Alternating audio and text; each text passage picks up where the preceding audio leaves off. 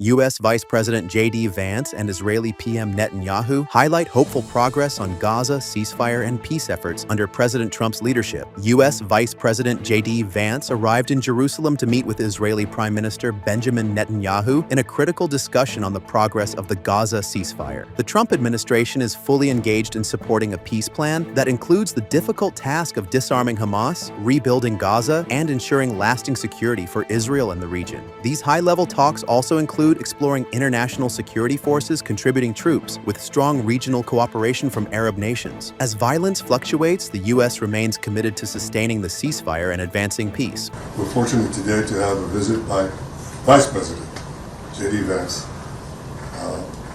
And I want to tell you a few things about that. First, in the last year, we've had an unmatched alliance and a partnership with the United States. That is changing the Middle East, and it's also changing the world. It creates opportunities not only for security, but for the expansion of peace, which we're working on very, very diligently.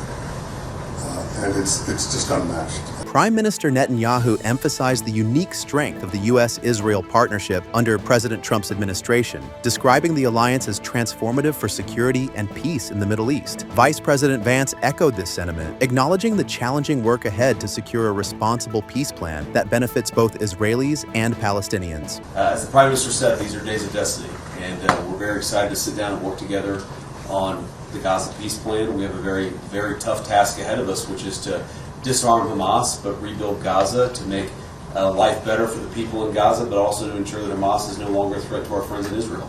That's not easy.